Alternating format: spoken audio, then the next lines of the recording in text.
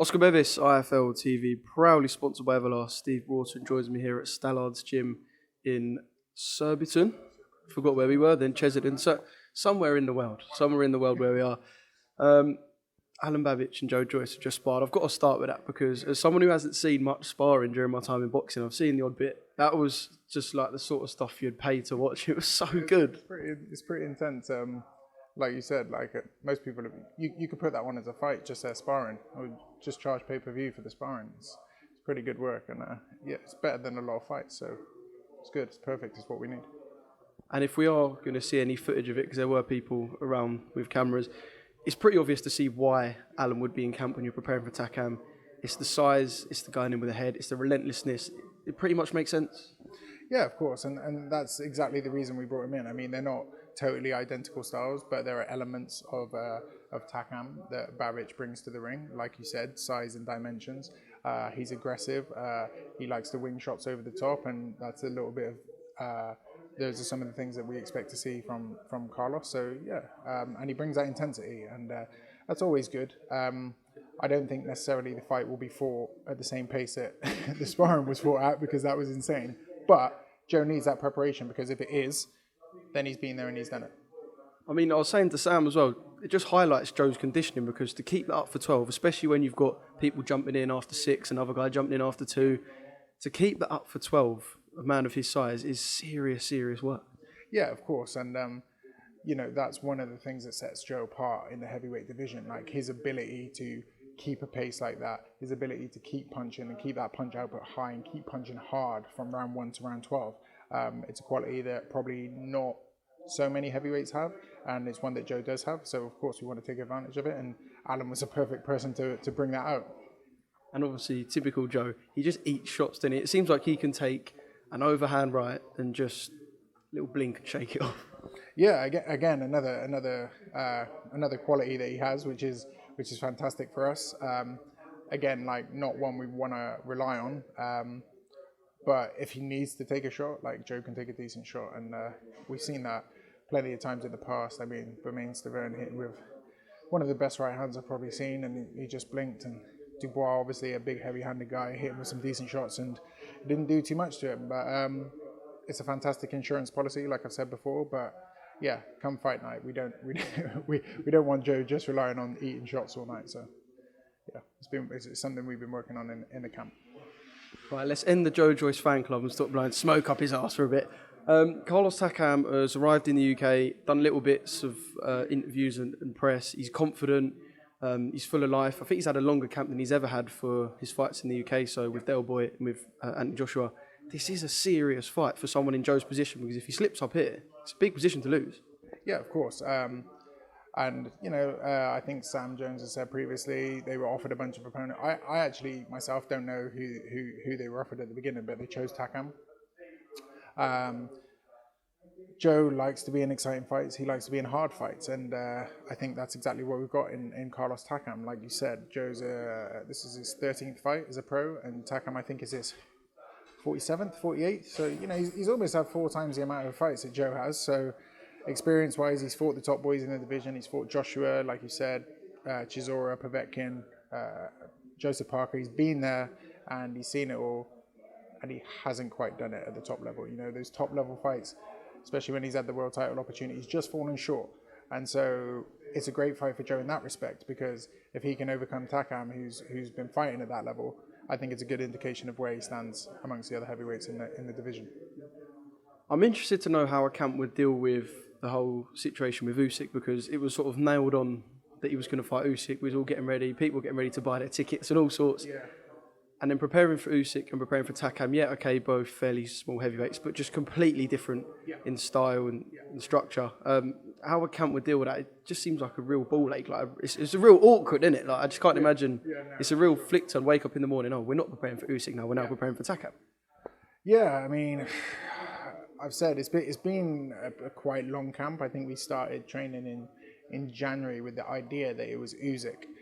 There was no real date, and it was like, oh, it might be this day, it might be this day, and then the WBO ordered it, and it was like, okay, we're going to fight here. So, all the tactics were for a southpaw. Joe was sparring southpaws. He was getting very good very good sparring, especially from Moses Atuma. I just want to give him a little shout out because he's fantastic talent, 16 years old, and we should watch out for him coming through. But yeah, Joe had really good sparring. And then Wilder and Fury happened and threw everything into disarray. I think we had a couple of weeks in between before we knew it was Takam. So it's not like we were one day preparing for Usyk and the next day we were preparing for Takam. But obviously there was a little interim. Joe had to have a break from the camp because you can't be in camp for 5 months. But yeah, like you said, both small heavyweights, but very different, very, very different fighters. I think Joe's adjusted well. He's very professional. You know, he just gets on with the job at hand, and it doesn't seem like the changes bother him that much. Like if it does, if they do, he doesn't let on. So he's just kept his head down and done everything we needed to do for Takam, and he's ready for Takam on the 24th. We've seen Joe break down Usyk and Joshua before, but just before I ask you about it, is there a bit in the back of your mind going, oh, I hope Usyk wins because we've almost put in 50% of the work beforehand? Do you see where I'm coming from? Yeah, no, actually. Well, yes. Back the Brit? Sorry? Back the Brit instead? Well, I just think, well, if Usyk wins, there's definitely going to be a Joshua rematch, right? And seeing as Joe's supposed to be the mandatory for the winner, like if Usyk wins, it puts that fight even further away. So I don't think, from our perspective, it doesn't really matter if Joe comes through the Takam fight and Usyk wins. Usyk's going to rematch Joshua, no doubt.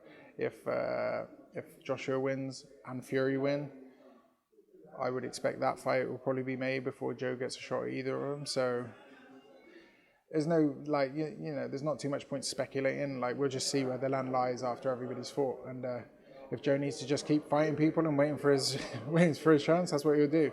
So, yeah. You're going to have just cleaned up all the fringe guys and you're just still going to be sitting there on your own like, fucking hell, we're number one with every governing body. What is the point? Yeah. You know, it might be like a Dillian White situation where he's got this mandatory position. He's just sitting on it for ages because he can't get the fight.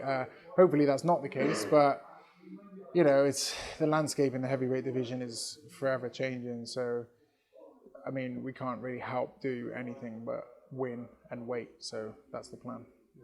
Yeah, like you say, nothing would surprised me the way the last couple of years have gone in with the big guys. Yeah, can you break it down for us now? So interesting. Like, I can't even picture them two in the ring going off against each other, Joshua and Usyk. It is just so intriguing. Yeah, it's a great fight. I think personally, for me, I think Joshua needs to be aggressive in that fight. I think, you know, the Chisora fight was interesting because he was the first like dangerous big heavyweight who came in and fought Usyk. He gave him a little bit of trouble with his presence and his pressure, and I think if Joshua can do the same thing but with a little bit more finesse, use some combination punching and keep it on Usyk, I think he'll come through. He could get stuck in some little spots. Like, I think if he stands off and tries to have a fencing match with Usyk, that could cause him a little bit of problems because he has got fantastic movement. He's not the biggest heavyweight. He's not the hardest punching heavyweight. But, you know, if you give him confidence, you give him time and you start to slow down, he will sit down on his shots. And like Lomachenko, you know, he's fantastic at using angles, fantastic at getting people to turn and hitting them on the turn. So I think Joshua, yeah, I think we need to see a little bit of the old Joshua where he's aggressive, coming forwards, but, you know, with brains, not just walking in, but using his jab, setting Usyk up, putting combinations on him, keep the pressure on him, and I think he can get him out of there. Superb. Well, thank you very much, Stephen, for a little breakdown and talk to us a little bit about Joe and Carlos. And now, 10 days out? And yeah, I can't wait. I feel like it's got the sort of makings of, and I know you probably don't want it to be like this, we do, but it's got the makings of a war, which I know probably frightens the life out of you, but it has. The ingredients are there, aren't they? The ingredients are there, and you know, everybody knows Takam's a tough, durable guy.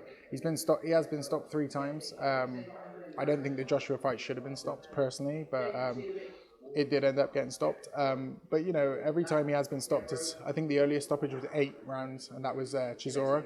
See you later, mate. The earliest he's been stopped is 8 rounds. So he's a tough guy and he's a durable guy. Joe's a tough guy and he's a durable guy. There might be spots where it's a little bit toe-to-toe and, you know, the leather's flying. I'm sure it will happen on occasions, but, you know, we want Joe to use his boxing ability to come through it. get into wars as little as possible, but, you know, sometimes if need be, it will happen. But yeah, it's an exciting fight. But I think Joe's quality will come through. Well, like I said, I'm not going to sit here and say I'm praying for a war, but yeah, I'll leave it at that. Thank you for speaking to IFL TV. Thanks for having us down and letting us film little bits as well. And yeah, roll on the 24th. Roll on the 24th. Thank you very much. Brilliant. Thank you, mate. Cheers.